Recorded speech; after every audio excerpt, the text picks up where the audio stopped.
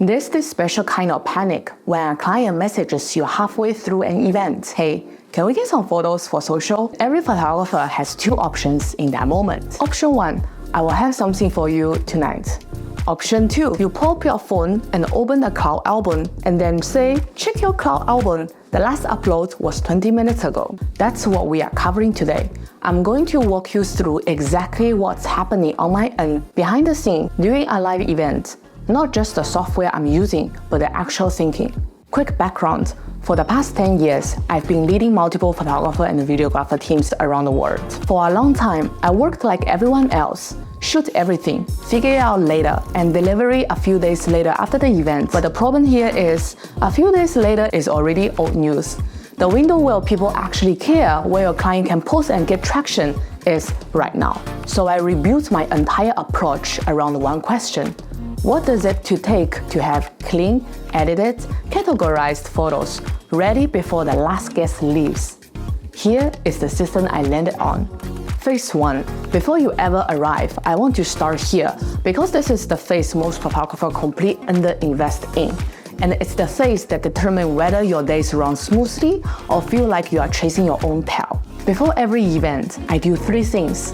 First, I go back and look at the client's previous event coverage to find the gaps. Because once you've looked at their past content, you can fill in the gaps yourself. You start seeing a pattern. Maybe the product shot was too far away. Maybe the crowd energy wasn't captured. Maybe the sponsor logos never made into the frame. Then I talk with the client and ask them a question most photographers skip. What you don't love about the photos from last time? They usually can't give you a clean answer, and that's fine. You are not looking for a brief. You are listening for the emotion behind the answer. That tells you what actually matters to them. Second, I get a floor plan. Every booth, every activation zone, every stage, pull up on my tablet. If you don't know the layout before you walk in, you will spend the first hour just figuring out where you are. That's an hour of shooting time gone. Third, I build a shoot checklist. Based on the sponsors, the key moments, the client's priority, and I don't just use this list for myself.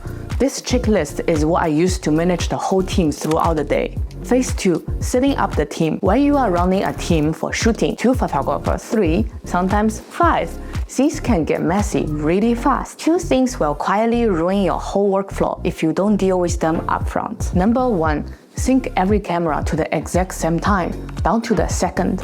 I know it sounds like a very small thing, but here's why it matters. When I'm importing footages from 4 cameras at once, I can scroll through everything by timestamp. I can see every single angle captured at that exact same moment. Speakers step onto the stage at 2:14 p.m. I can pull up camera 1, camera 2, camera 3 side by side and pick up the best version of that moment in seconds. Without syncing the time, that will be a mess. Number 2, file naming. I have everyone set their camera to include their initials in every file name. At a busy event, memory cards get shuffled. It happens, especially when you are doing cards every hour with multiple people. If everyone says who shoot it, you will never have a mystery pile of cards at the end of the day. 2 minutes of setup can save you hours of headache. Phase 3, ingestion with photo mechanic. Okay, let's talk about tools. This is where the speed really comes from. I use Photo Mechanic for ingesting and culling. If you are shooting high volume events and not using it, you are making your life really hard. What makes it so fast is this. It can copy from multiple cards while you are already selecting, so there's no waiting around and no loading wheels. You are working while everything is still transferring. My selecting process is pretty quick and honestly a bit ruthless. Stars for keepers, colors for categories. I'm not overthinking anything here, just quick decisions and keep it moving. Once I got my selects, and this is the step that saves tons of time, right-click, edit with Capture One. That sends only the selected images into Capture One, not the entire gallery. And that matters, because a full day event can be 3,000–4,000 images. If you import all of that, you are just sitting there waiting for preview to load. And if you are only bringing in your selects, usually 100s, you can start editing almost immediately. Phase 4, what I'm actually doing in the Capture One. Here's the real version of what on-site editing looks like. I'm doing 3 things in Capture One: natural color grade, correction on white balance, and horizon correction. I'm not doing heavy beautify work. I'm getting images to a clean, polished, on-brand standard and doing it fast. But I want to talk about the crop for a second, because I think this step is underrated. When photographers are working on the floor, they are focusing on the moment, getting the expressions, hitting the shutter at the right second. The framing isn't always perfect, and it doesn't have to be.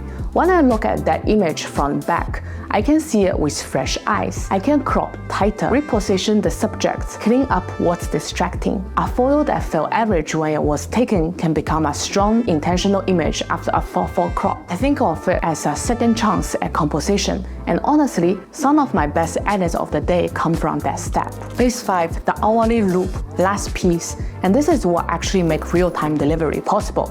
Every hour, everyone copy their cards. Just drop their cards to me and they pick up when the finished cards on the table. For tracking what's been copied and what hasn't, I use the most low-tech system you might laugh at. Real cards stay in front of me on the left side of my workstation. Cards that are done get moved on the right, flip upside down.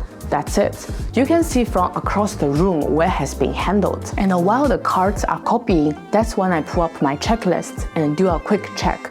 What do we have? What are we missing? What's coming up in the next 10 minutes that we need to be ready for? Then I get on the group chats and give team a quick update. Sponsor booths still need a tight product shots. Panel session starts in 10. Let's get someone positioned earlier. Not a review after the event, but during the real time, while there's still time to get it right. So that loop, copying cards, check your checklist, adjust, and repeat, is the engine behind everything. Honestly, the biggest change for me wasn't a new tool or a new piece of software. It was realizing that the event itself is the real deadline, not a random date a week later. Once you build your workflow around the idea, everything else starts to fall in place. If this is helpful, I'd really appreciate a like. It makes a big difference in getting these videos in front of more photographers on the platform. In the next video, I'm going to share with you how I find reliable photo and video vendors in different cities, and what I look for to make sure they can deliver the style I need. See you in the next one.